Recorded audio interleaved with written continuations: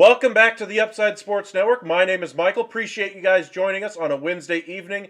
Been a while since we've done one of these, but there's a lot of headlines right now around Major League Baseball, so we thought we'd check in with you guys. One interesting programming note for all of you who've been following us here at the Upside Sports Network for so long. We are going to begin a daily NBA trade deadline daily update video for you, just like we did with MLB during the hot stove season anyway. Now that that's kind of wound down with the trade deadline just a couple of weeks away anyway, want to go ahead and get back to a daily format for that as well. So if you guys want to hit that like and subscribe button, we'll keep you guys updated on all the latest. Of course, NHL trade deadline is about a month away anyway, so we'll see what ends up happening there as well. But make sure you hit that subscribe button. Follow us on Twitter at UpsideSN. You can find our Facebook page, Upside Sports Network. Thank you guys for joining us. Now, as I mentioned in the description of this video, of course, Pablo Lopez right now is dominating all the headlines around Major League Baseball. Pretty much any team out there in need of starting pitching has at least made a call to the Miami Marlins. Miami's pretty much in the news for every single top free agent left on the board right now, including Aroldis Chapman and Jurickson Profar. But Pablo Lopez is where it begins and ends on the trade market right now as far as starting pitchers. Once he goes, then we could see some other conversations start to tick up for some of the other starting pitchers that could be made available. We'll get into those in just a moment. But first and foremost, Pablo Lopez. We mentioned at the beginning of the week, I put out a video about the Minnesota Twins possibly working out a deal including Max Kepler. Update today is that possibly Luis Arraez could be the piece going the other way. I don't see that as more of a one-for-one. I think Arraez has a little bit more trade value, honestly, but just the sheer contact type hitter that he has, the success that he's had with Minnesota, he seems like a more premium piece, at least to me, from the outside looking in. Both players still have control left on them. Maybe there's a three-team trade or a three-team deal that could work itself out with Arraez going somewhere else, getting more prospects, more major league ready talent, position player talent going to Miami, with Pablo Lopez going to the Minnesota Twins. Now, the Twins are looking for an ace-level starting pitcher, someone of the likes of Corbin Burns. I think that's who they ultimately had in mind when they mentioned Luis Arraez as possibly being available via trade, trying to dangle him out there to see if anybody would bite on it and offer their ace up in return. Nobody, it seems like has bit on it so far, and Arraez would certainly be a loss for the Minnesota Twins. So you can kind of see their reason for hesitation. Maybe the deal will ultimately end up being Max Kepler plus pieces, but for right now, there's no shortage of teams with interest in Pablo Lopez. Another video we put out yesterday or today anyway, was the St. Louis Cardinals certainly have their fair share of interest in Pablo Lopez. They have two pitchers that are on one-year deals essentially going into the season. Bringing in Pablo Lopez, who has a controllable contract anyway, would be something that St. Louis Cardinals would really like to have. I still picture Pablo Lopez, though, as a number 3 type starter, maybe when he's on as more of a number 2, and so kind of keep that in mind when you're trying to trade for him. He's not necessarily going to take the ball in Game 1 of the World Series for you, but he'd be a great number 3 option, maybe an okay number 2, but at a number 3 in a playoff level rotation, that's about where you should be eyeing him into your rotation. Other teams that have been connected to him in recent memory, the Boston Red Sox this offseason have been connected to him, possibly with Tristan Casas going the other way. I'm still not sure that would be enough for Pablo Lopez. Honestly, I just think they want more of upside type of a player, and not saying Casas doesn't have any, but it just doesn't seem like he's got the same helium, as you would say, as other position players that could be available for the Marlins. The New York Yankees have been connected to him for pretty much the better part of over a year now, and so we'll see if they get anything done there. They made the addition of Carlos Rodon to already improve that rotation, maybe puts the addition of another starting pitcher on the back burner. The Yankees are still looking for an outfielder at this point. I wonder if they prioritize that over a Pablo Lopez trade. The Toronto Blue Jays could use a number 5 starter. Kikuchi isn't exactly what you want as your number 5. I still like Mitch White, but maybe you want some more experience in there. Bringing in Pablo Lopez especially gives you some more insurance in case Jose Barrios' one-year aberration last year where he struggled giving up the long ball isn't exactly a one-year aberration. So it kind of protects you should you have some regression in that rotation. They already brought in Chris Bassett, so they're a team to keep an eye on in the Pablo Lopez race. And then, of course, the Los Angeles Dodgers. They, of course, have been connected with pretty much any big trade candidate just because of the quality of prospects they have. And they do have a need in that starting rotation. They're not necessarily as deep as they once were. And so any addition to that starting rotation, I'm sure, would be welcome.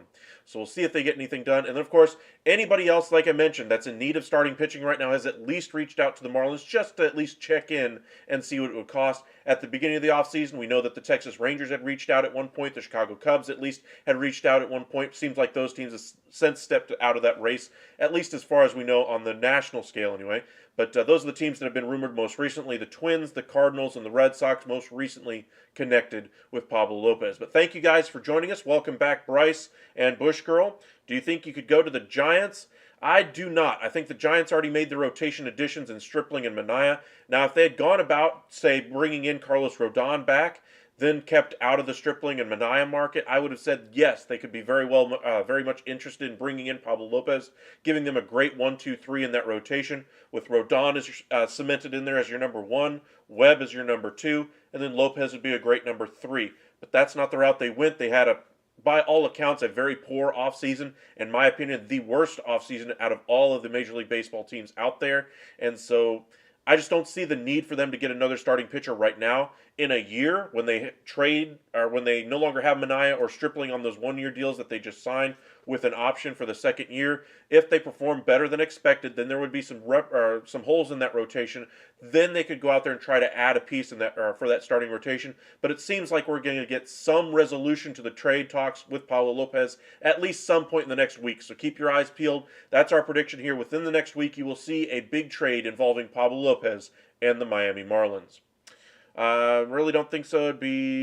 I think it'll be the Twins. I think so too. I think the Twins are most hungry for another starting pitcher. They said all offseason they were looking to A, bring back Carlos Correa, and B, should they fail, they were going to bring in an ace-level pitcher. I think if they didn't get Correa, they would have been able to bring in Carlos Rodon. I think they just waited too long to get in on that market, and you kind of saw the Yankees were able to get him away from there. I think the Rodon would have been a great piece for the Twins to get. They, of course, missed out, and we're on track to have one of the worst off seasons in Major League Baseball this year. And the change of heart, anyway, by Carlos Correa to not try to work things out with for the Mets. We saw how that deal ultimately ended up fizzling. The 12-year, $315 million deal just kind of went by the wayside.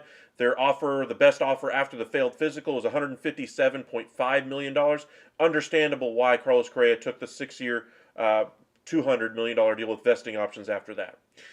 Profar to the Yanks. There was some rumors about that today, mentioned by John Paul Morosi on Hot Stove this morning. He was kind of mentioning how they still have a need out there. However, there's a number of teams that have at least checked in on Jurickson and Profar, but no team so far has been willing to, go above and beyond. Anyway, so it seems. The Texas Rangers by far have the biggest need right now on the left field side. Anyway, so maybe he would be a great fit there. However, we haven't seen necessarily the rumors that we would see from a team that was interested in Jurickson and Profar. I think they are still very much interested in bringing in Brian Reynolds. I think there's a fair amount of teams that are interested in Profar, but they want to see how things resolve with Brian Reynolds first, and I think that's kind of held him up. I still think Profar will do very well. He opted out of that deal with the San Diego Padres, and I think he will ultimately get a better deal than what he opted out of with the Padres. Now, as far as the Yankees specifically, I don't see it. It could happen. The multi-positional flexibility would be nice for the Yankees to have.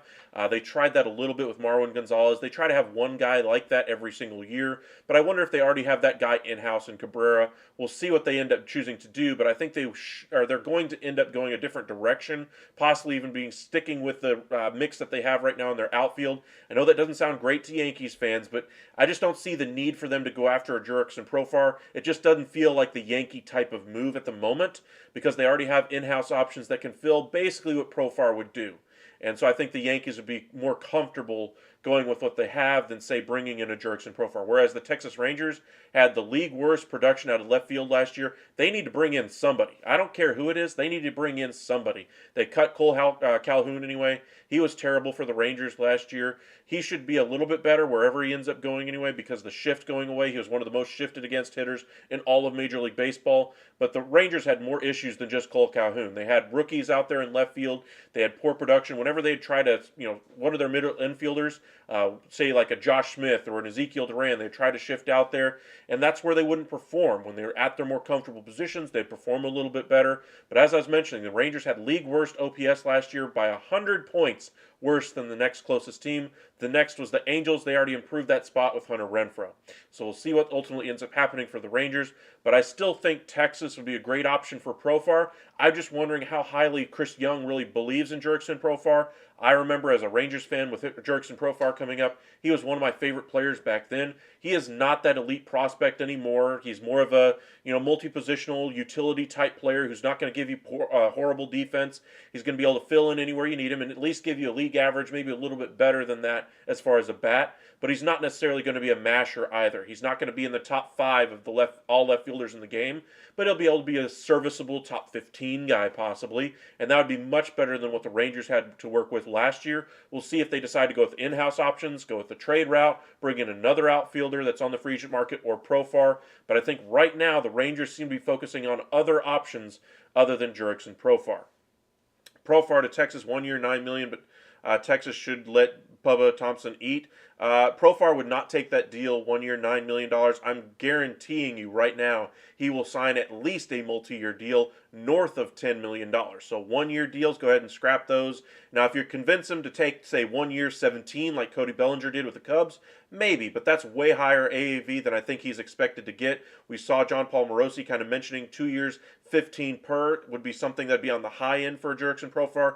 I personally think we'll see something in the 3 years, 10, 2 years, 12 to $15 million range for where Jurickson Profar will ultimately end up going. The market seems to be leaning that way. The Miami Marlins are another team to keep an eye out for Jurickson Profar. They like to sign players for around that 3 years at 30, two for between 12 and 15 per, somewhere in that range. Think of Isiel Garcia, think Jorge Soler, think Gene Segura. They like those short-term, team-friendly type of deals, and Jurickson Profar would be on the higher end of that. But I think he'd be a good investment for a team that needs better production from their pretty much any production from their position players.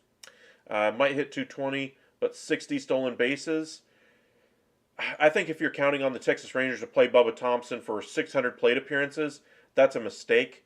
Could he be a great fourth outfielder for you? Absolutely. And that's where I think the Rangers should keep Bubba Thompson. But otherwise, I think if you're going with in-house options, I'd rather see Ezekiel Duran out there for 400 at-bats. I'd rather see, something like that.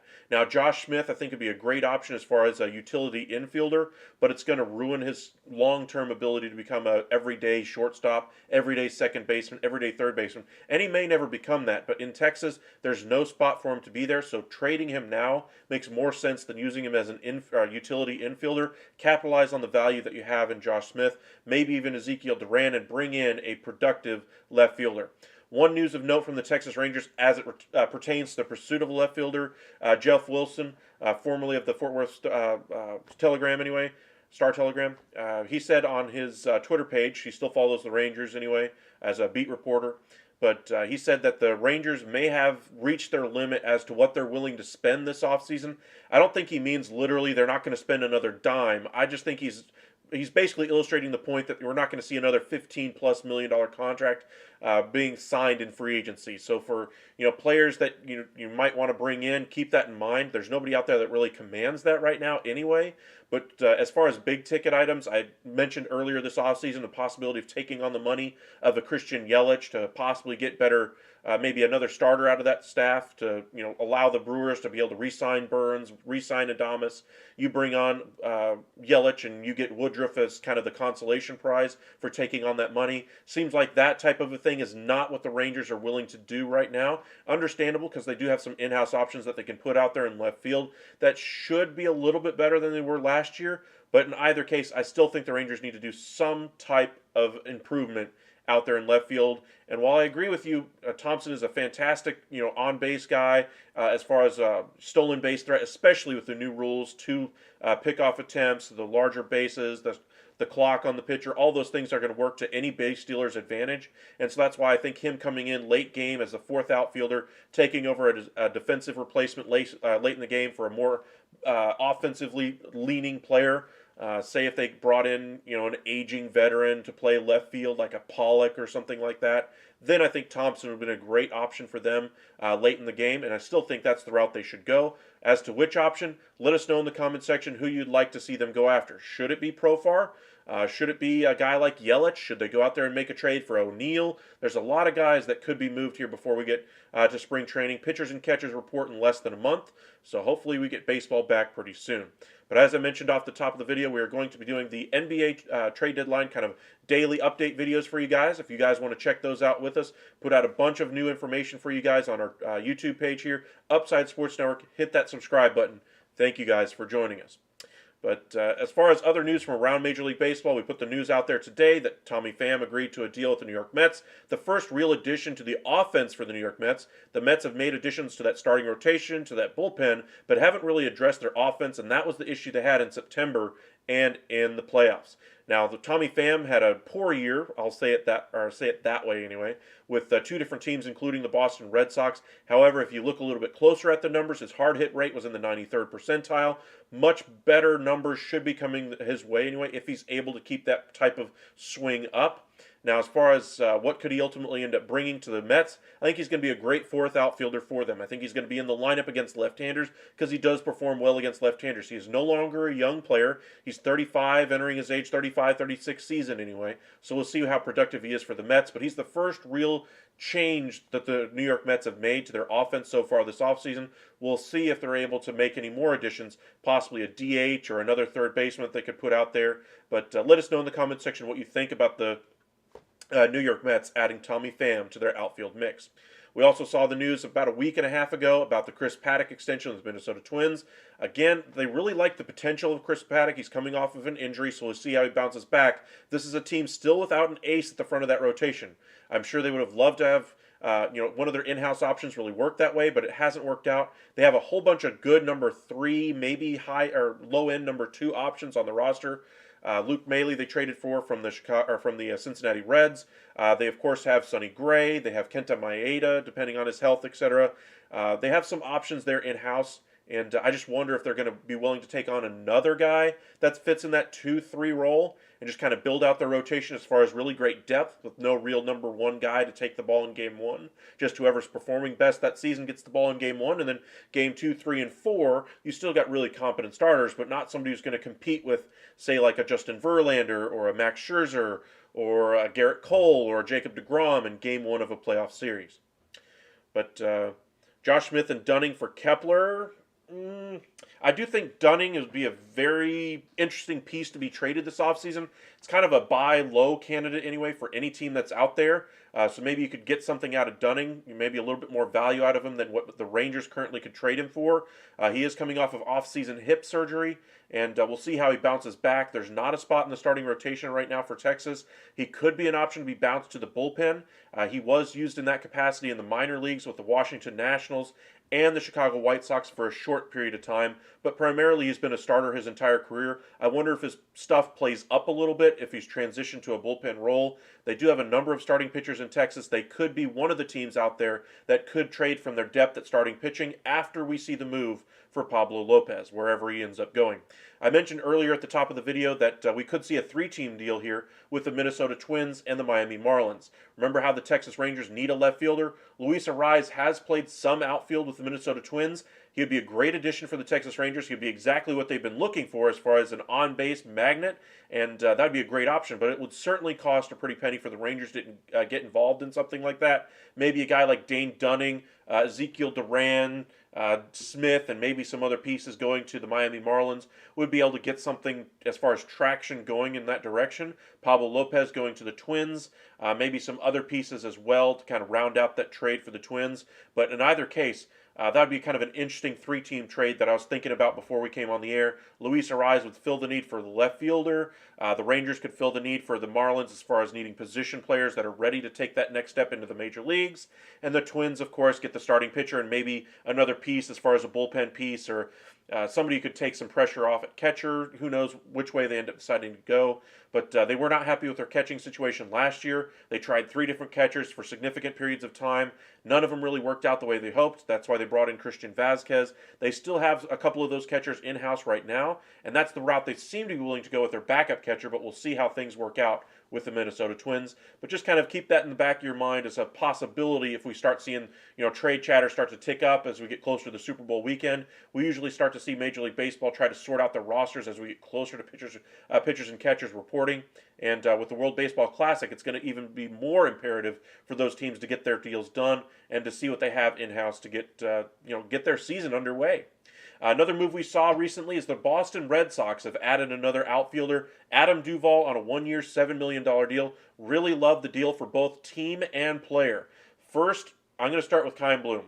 I told you this offseason that if things don't work out, which I don't believe they will, in Boston for Chaim Bloom, I think they're going to end up in the cellar. I think there's a real chance they finish below 70 wins this year. That's how bad it could get for the Boston Red Sox. Now they've done a great job as far as bringing in major league level pieces to kind of fill out that roster. They brought in Kenley Jansen, so their back end of their bullpen shouldn't be as big of a problem as, say, some of the younger teams in Major League Baseball. But I still think they are not going to be a team that's going to be around 500 at the end of the season. I think we're looking at a team that's clearly going to be in the 70 win mark, and we may even see them in the 60s. But let us know what you think of the signing of Adam Duvall. I think he'd be a great trade candidate around the trade deadline because I think Boston will be out of it. I think he's a very productive major league hitter. Would kind of fill in as kind of their third, fourth outfielder, if you will.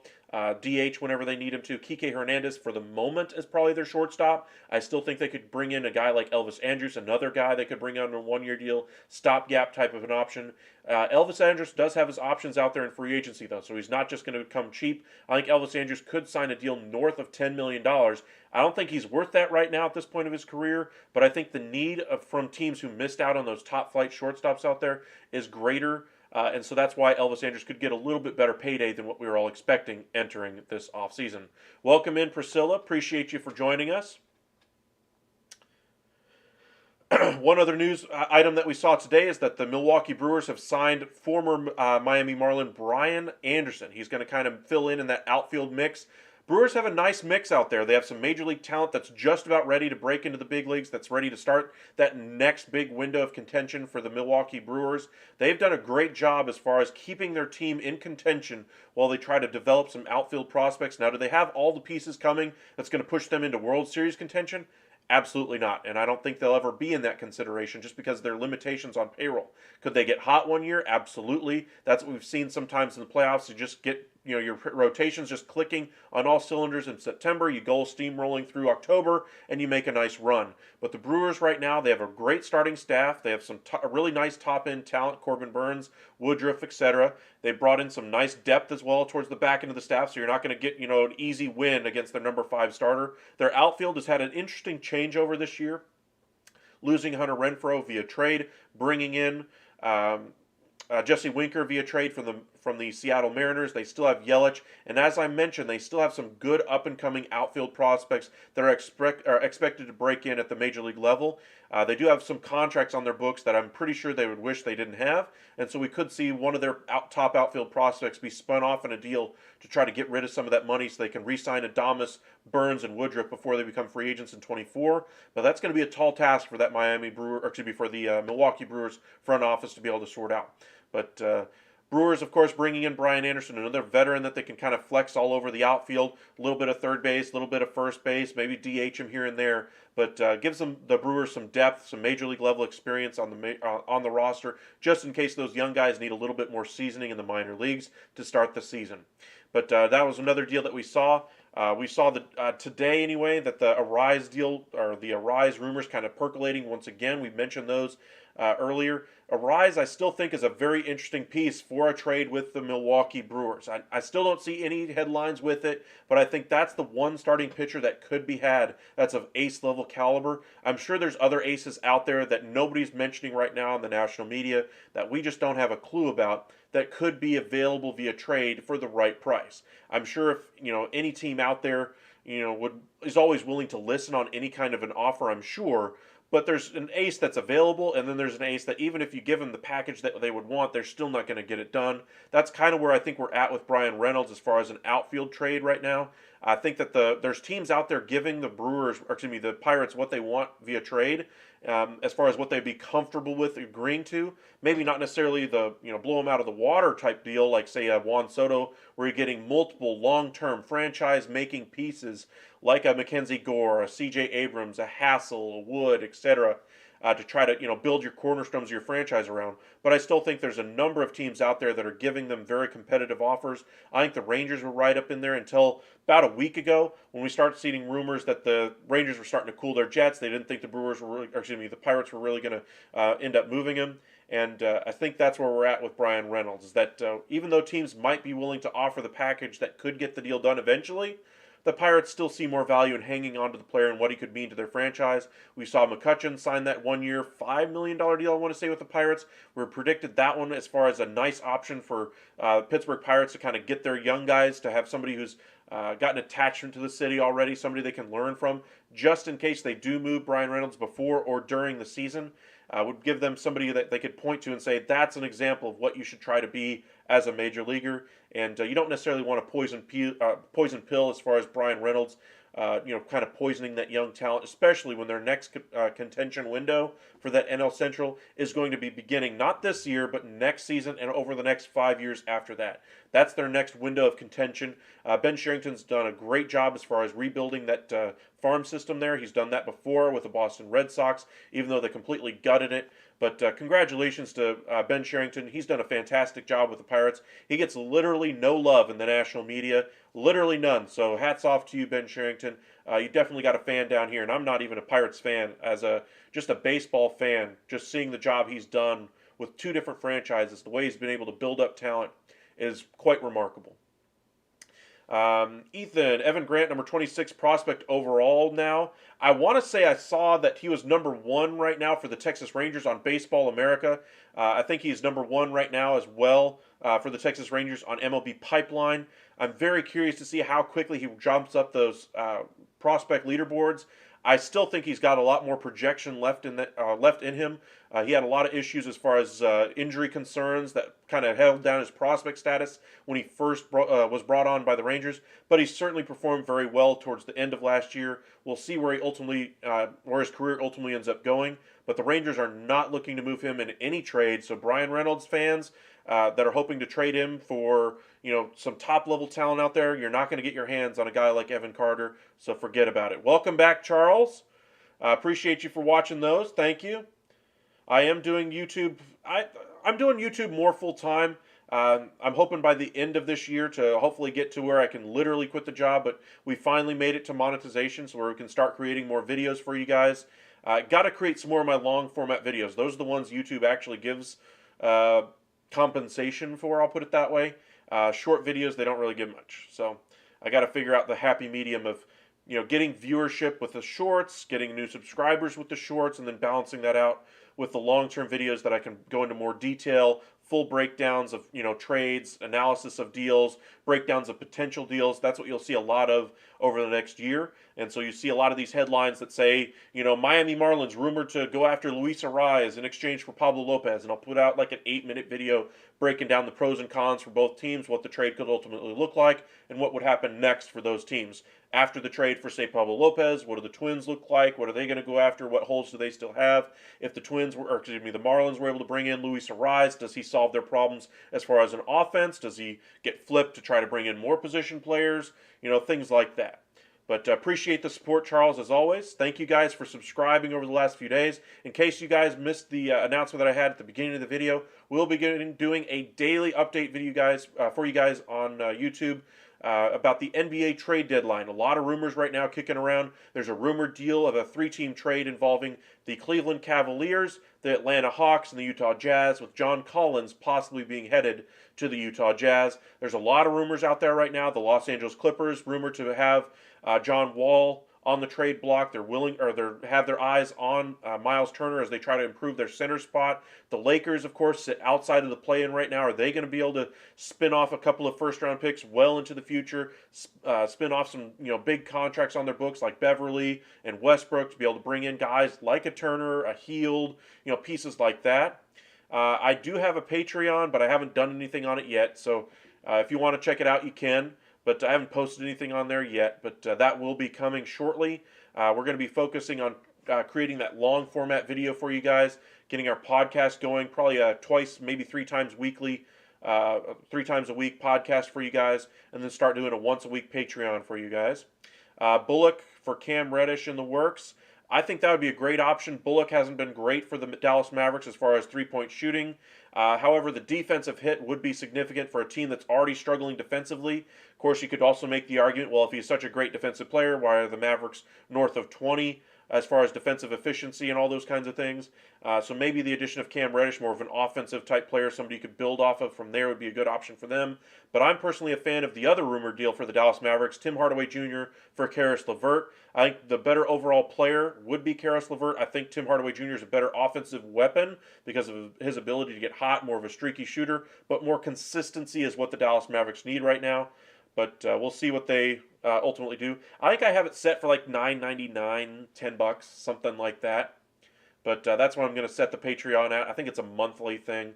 It's been a while since I logged in on there, but if you guys want to check that out, you can. I think I've got it set up here with the Streamlabs. If you guys want to, I know you guys in the past have asked, hey, how can you donate? I know I had one guy on here was asking like all kinds of crazy things, offering me like $5,000, and I didn't believe it at all. But I was like, dude, if you want to, go ahead.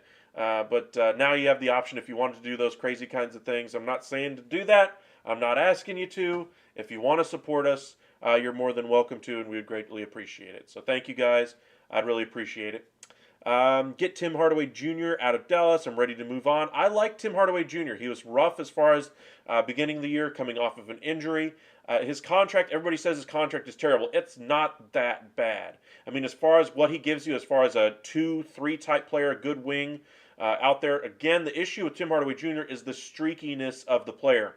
When he was coming off of the playoff performance against the LA Clippers, when the Mavericks were beaten in LA in Game 7, he was worth every dime of that contract. Don't get me wrong.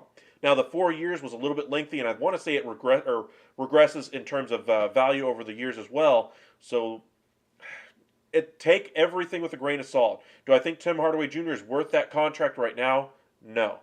Do I think that you should easily look to move him on and just take an expiring deal just to get him off the books? Absolutely not. I think the Mavericks would be a worse team if you did that. But if you can improve the roster, which is what the Dallas Mavericks are looking to do, if you can make a tangible improvement, then I move Tim Hardaway Jr. My favorite trade out there right now for the Dallas Mavericks would be a guy like Rui Hachimura from the Washington Wizards. I just think his impact as a number 4 in that lineup would be fantastic. More of a better offensive weapon than, say, a Dorian Finney-Smith. And something like that would be fantastic. OG Anunoby is another guy to keep your eyes peeled for as well. Other moves from around the NBA to kind of keep your eyes peeled for: the Detroit Pistons are looking to move Bojan Bogdanovic. The Mavericks, the Cleveland Cavaliers, the LA Lakers have all had interest. But as I mentioned, we'll be having a live about that starting tomorrow. So make sure you join us. We'll be starting our live probably around 9 o'clock in the evening. We will still do our weekly updates for you guys on Major League Baseball's hot stove season. Let you guys what's going down. And if anything big happens with, say, a Pablo Lopez trade, something like that, we will go live that evening for you guys. So make sure you keep it here to the Upside Sports Network. Hit that subscribe button, the like button on this video as well. And you can even follow us on Twitter at UpsideSN. But thank you guys for joining us tonight. I put out a video earlier, yesterday anyway, about Trey Mancini signing with the Chicago Cubs, 2 years, $14 million deal. Good signing for the Chicago Cubs. I like what they've done so far this offseason outside of the Cody Bellinger signing. I think they've had a very nice offseason bringing in Dansby Swanson. I think the 1 year, $17 million investment in Cody Bellinger is a mistake. I think anybody willing to give Cody Bellinger that level of money for the level of production he's produced over the last 3 years is, well, losing it just a little bit. If he gets back to league average production, then it could be a little bit more of a sign of, hey, Cody Bellinger could be rounding into form, could be becoming the NL MVP that he once was with the Dodgers. I think we'll never see that level of player ever again. I think it's a mistake to think that it's coming back at some point. Maybe getting out of LA will help him, of course, but I'm not expecting him to get back to league average production anyway. I'm not expecting to get anywhere near MVP level production, and so that's why I think the $17 million contract was a mistake. I do like what they did by bringing in Eric Hosmer. They have a good prospect right now in the minor leagues as well. In addition to, I can't remember the guy's name that started first base last year for the Cubs, but now they have a really nice mix of first base DH types that can give them professional at-bats. And I know a lot of you guys out there are not fans of Eric Hosmer, but at the very least, he'll give you league average production. He's going to give you a good professional at-bat, and he's going to be a great mentor for a lot of the young talent coming up in that system. Same thing for Trey Mancini. You can play Trey Mancini a little bit in the outfield, but I think primarily right now he's a first baseman DH option. So kind of keep your eyes peeled for what the Chicago Cubs will end up doing this year as they try to make a push for NL Central contention. You can check out that video here on our YouTube. I really appreciate you guys joining us tonight. If you have any questions about any of these signings that we've seen over the last few days, anything about the trade chatter about Pablo Lopez, any of the other trade chatter that we've seen around Tyler O'Neill of the Cardinals, of Tristan Cassis possibly going the other way for the Marlins, from the Red Sox anyway. But let us know what you guys think about the possibility of Pablo Lopez being moved here in the next few days. And thank you guys for joining us here tonight. We'll wrap it up here in just a moment. If you guys want to post any other questions for me, I'll stick around for you guys. If you have a question about the NBA trade deadline, the NHL trade deadline, we're going to have some of those videos coming out as well. The Philadelphia Flyers look to be sellers here at the deadline, with Provorov and Kevin Hayes possibly being available. The Vancouver Canucks, they've got quite a conundrum. They have two really good, high-valued players that are going to be hitting free agency here in the next year or two in some players' cases. Brock Besser and Bo Horvat. I believe Bo Horvat's going to be the free agent after this year. He had 20 goals through 25 games earlier this year, and he's going to command a hefty price tag out there.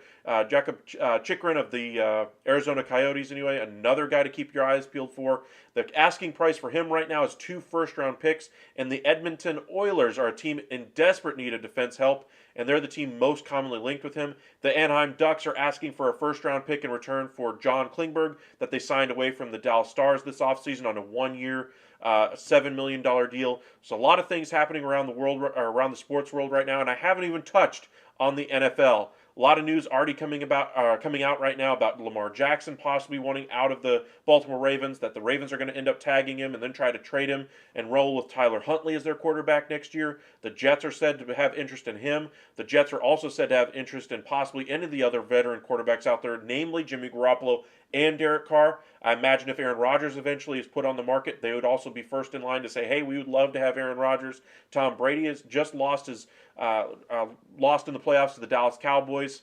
First time he's lost to the Cowboys in his career. He looked every bit a 45-year-old man in that game.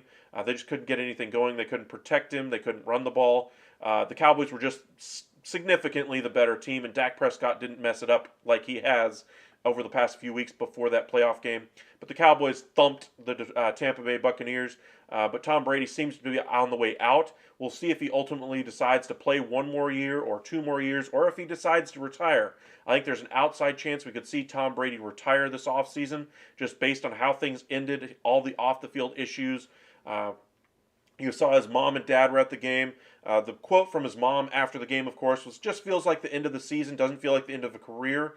Not that I'm saying that she speaks for Tom Brady at all. I'm just saying she would have a good idea as to where Tom Brady's head is at. I think Tom Brady's head is so far off of football this year. He just wants to get back to football next year, and so that's why I think he will be back. The Raiders are rumored to be one of the favorites for him. The Colts always try to bring in a veteran quarterback. I imagine they'll have interest there. Tennessee Titans are another team, as well as the New England Patriots possibly bringing him back and taking over for Mac Jones, who hasn't exactly been special since being drafted by Bill Belichick. But let us know what you guys want to see. We have a lot of rumors out there right now. We're going to try to post as many videos as we can over the next few days, so make sure you hit that subscribe button. Charles, you said you like the shorts. You're going to see a bunch of them over the next few days. But really appreciate you guys joining us tonight. And as always, if you have a question, you didn't get it answered here in the live, send us a question on one of our videos. We'll try to answer it for you in the comment section or the next time we go live. Really appreciate all the support. And going to go ahead and log off now. Go ahead and get those shorts videos made for you guys and post them throughout the day tomorrow. If you haven't already followed us on Twitter, UpsideSN, and on Facebook, Upside Sports Network. Thank you guys for joining us tonight. Y'all have a great evening.